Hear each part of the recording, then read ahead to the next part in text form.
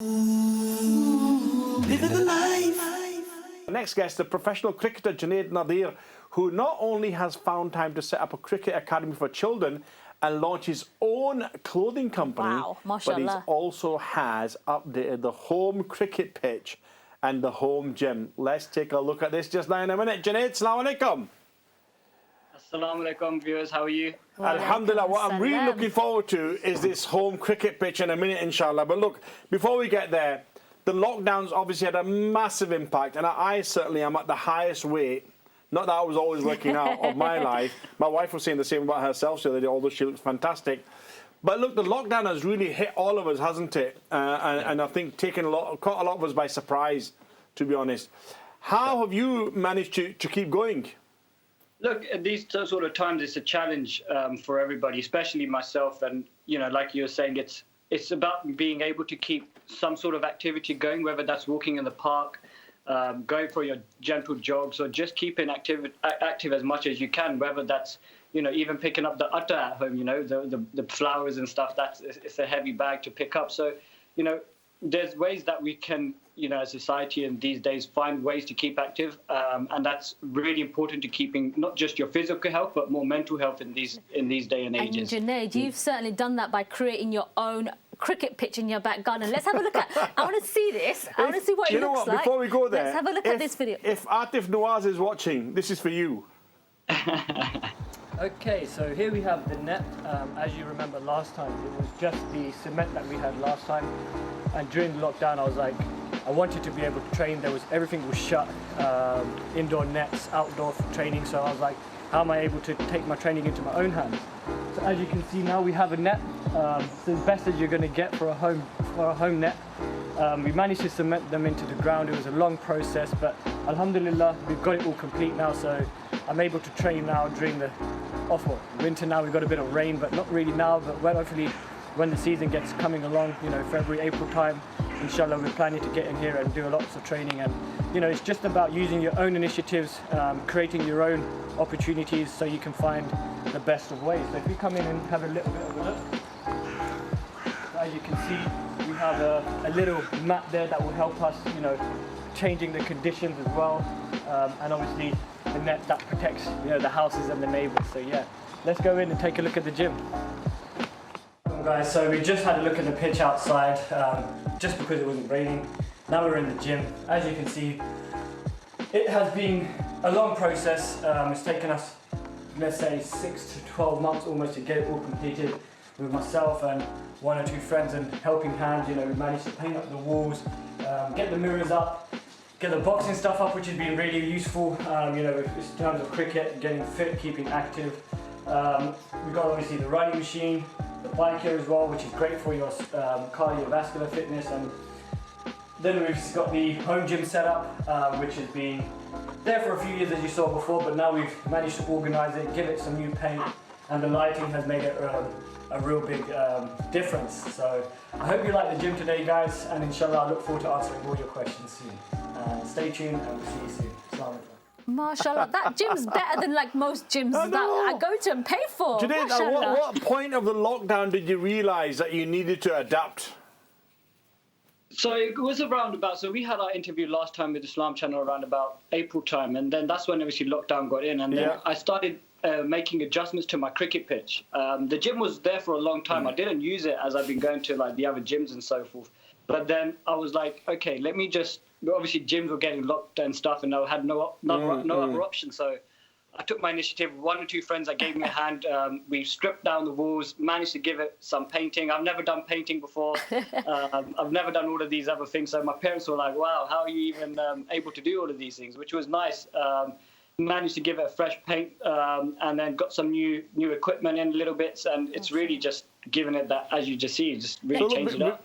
Sorry, before we go to the actual, you know, the fact that you're a pro cricketer, mashallah, not everybody's got a long garden like that, right? So obviously you're committed because you obviously play cricket. But what should people do if they haven't got the space, you know, to fulfil their sporting achievements or, you know, now, I'll tell you my story. It actually started from inside the house. So you did knock down some of the house as well? Oh, I knocked down pretty much my whole house. The TVs, chandeliers, cupboards. My mum hated everything.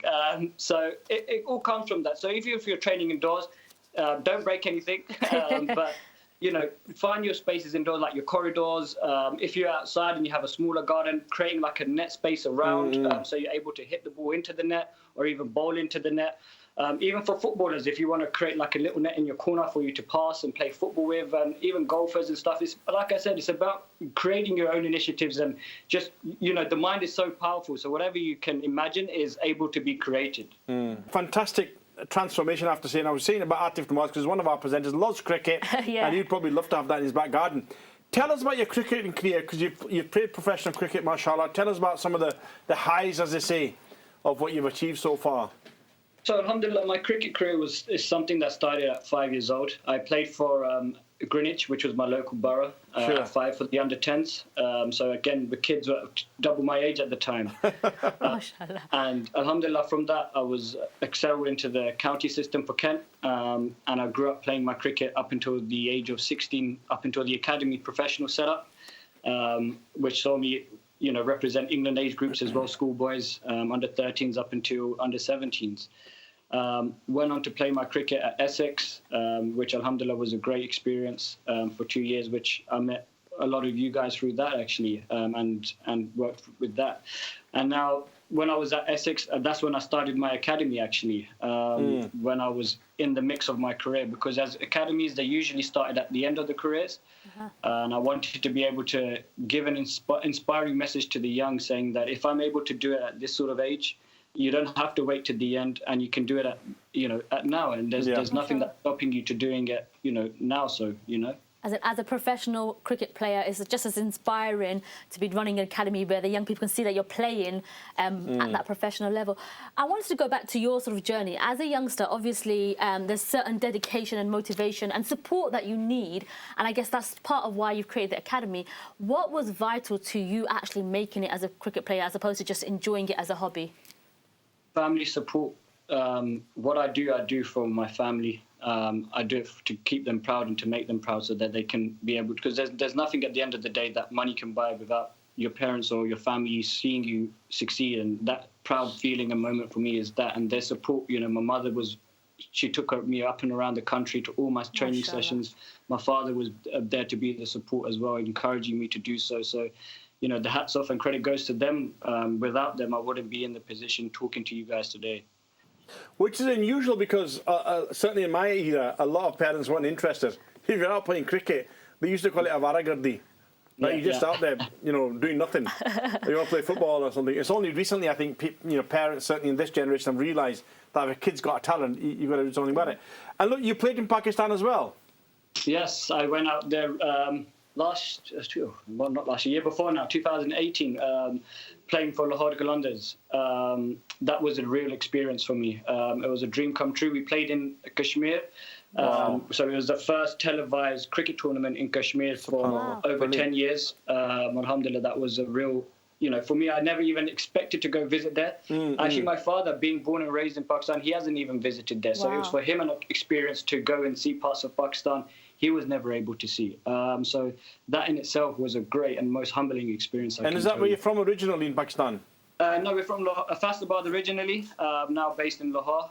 That's where all of our stuff is based. And what about, are you into cricket? I play basketball. Yeah, but let me put a cricket test in. So England are playing Pakistan, who do you support? That's a tough one. I support the game, the winning team. There we go. You're winning either way. But on that note, it is it's a great success story for the diaspora. You know, you've got that connection to your roots, and it doesn't mean that you can be both and all of it. I want to go back to the young people that you helped through the academy. What made you set that up, and where is it now, and how do young people get involved? So it's something that was inspired when I was young. I didn't have the opportunity, or not many people did have that opportunity to play cricket. Even so, nowadays, it's a tough sport to get hold of. And I thought, you know, it's a great sport because it's not just, bowling and batting. There's the coaching aspect. There's groundsman. There's so many aspects of the game that children can get involved in. So my target was to get them involved in not just the cricket aspect, but in managing or physiotherapy or even scoring. So just showing more avenues into the game. Now, so we're going into the more elite side. We're looking to push players through into like higher teams and into performance centres and into counties. So we've mashallah got a big form of children now. They can reach out via our website, junaidnadir.com, where you can also buy these clothing actually. Fantastic. That's available there. And look, just to finish off with what's in the pipeline now, especially with lockdown, what's the next 12 months looking like? Sure. So make sure you head over to the YouTube again, Junaid Nadir. It's all on YouTube there. So I'm going to be documenting a lot more coming forward. So you'll be able to watch that all over there. So the clothing's coming from that side of things, but then hopefully moving from April, it's all going to be cricket heavy. So there's going to be a lot more stuff for you guys to stay tuned on. So make sure you hit that YouTube subscribe button, then you'll be able to see more home gym stuff as well. Inshallah. Fantastic. Well, look, Jazakallah khair for being with us. Very good luck to you and your family, inshallah. Just one last request. One of my aunties passed away yesterday, and I just wanted to make a kind request upon everybody, not just for her, but everybody who's lost their life of all over the generations. It's been a very difficult time for everybody. We asked the viewers to pray for your aunt, inshallah, that Allah subhanahu wa ta'ala grants her Jannah. Allah grants her Noor and Sakina, expands her grave, inshallah, and unites you and her with all your loved ones in Jannah for those, inshallah. And again, as you mentioned, we're losing a lot of people every day.